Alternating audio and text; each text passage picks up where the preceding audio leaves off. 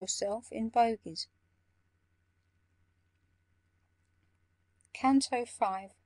Bickerment. "Don't they consult the victims, though?" I said. "They should, by rights. Give them a chance, because, you know, the tastes of people differ so, especially in sprites."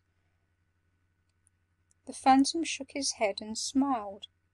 "Consult them? Not a bit. 'Twould be a job to drive one wild to satisfy one single child. There'd be no end to it." "Of course you can't leave children free," said I, "to pick and choose, but in the case of men like me, I think mine host might fairly be allowed to state his views." He said, "It really wouldn't pay.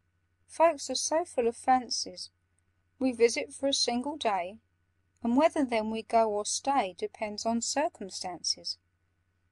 And though we don't consult mine host before the thing's arranged, still if he often quits his post, or is not a well-mannered ghost, then you can have him changed.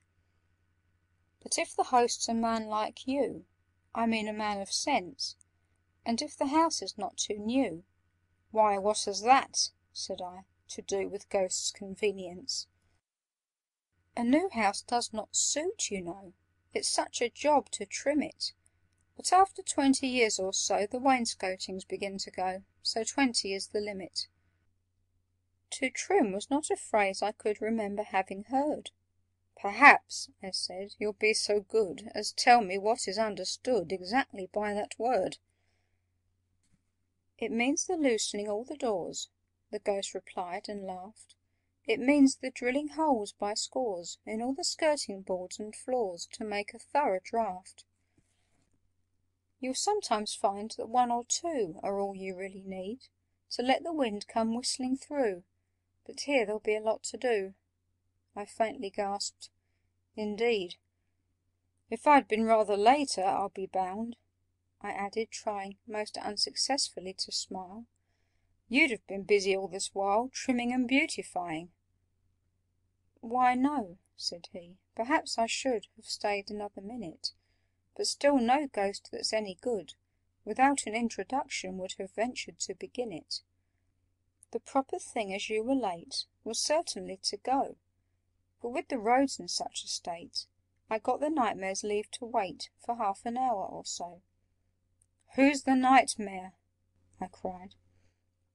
Instead of answering my question, "Well, if you don't know that," he said, "either you never go to bed, or you've a grand digestion. He goes about and sits on folk that eat too much at night. His duties are to pinch and poke, and squeeze them till they nearly choke." I said, "It serves them right."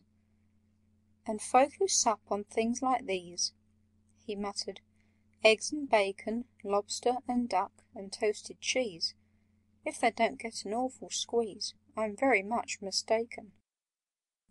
He is immensely fat, and so well suits the occupation.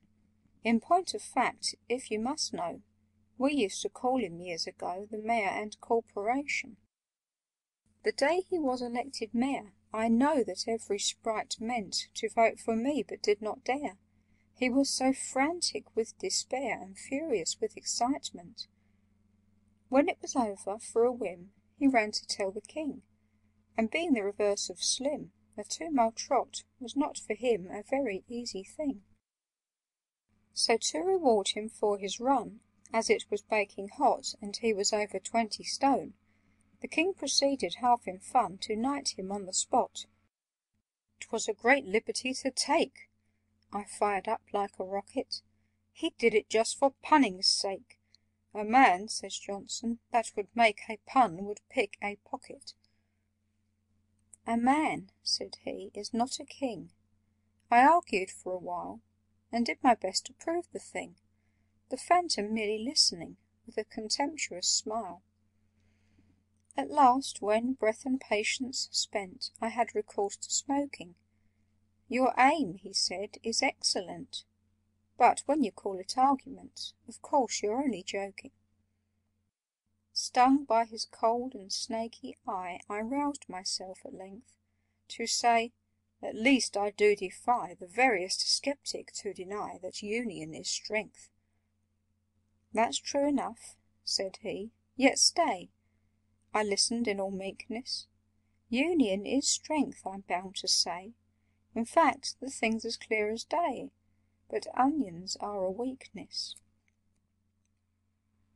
As one who strives a hill to climb, who never climbed before, who finds it in a little time grow every moment less sublime, and votes the thing a bore, yet having once begun to try, dares not desert his quest, but climbing ever keeps his eye on one small hut against the sky, wherein he hopes to rest, who climbs till nerve and force are spent, with many a puff and pant, who still, as rises the ascent, in language grows more violent, although in breath more scant, who, climbing, gains at length the place that crowns the upward track, and, entering with unsteady pace, receives a buffet in the face that lands him on his back, and feels himself, like one in sleep, glide swiftly down again, a helpless weight from steep to steep, till with a headlong giddy sweep he drops upon the plain. So I, that had resolved to bring conviction to a ghost, and found it quite a different thing from any human arguing, yet dared not quit my post, but, keeping still the end in view to which I hoped to come, I strove to prove the matter true by putting everything I knew into an axiom, commencing every single phrase with "therefore" or "because." I blindly reeled 100 ways about the syllogistic maze, unconscious where I was. Quoth he, "That's regular claptrap, don't bluster any more. Now do be cool and take a nap. Such a ridiculous old chap was never seen before. You're like a man I used to meet, who got one day so furious, in arguing the simple heat scorched both his slippers off his feet." I said, "That's very curious." "Well, it is curious, I agree, and sounds perhaps like fibs, but still it's true as true can be, as sure as your name's Tibbs," said he. I said, "My name's not Tibbs." "Not Tibbs!" he cried. His tone became a shade or two less hearty. "Why, no," said I. "My proper name is Tibbets." "Tibbets?" "Aye, the same."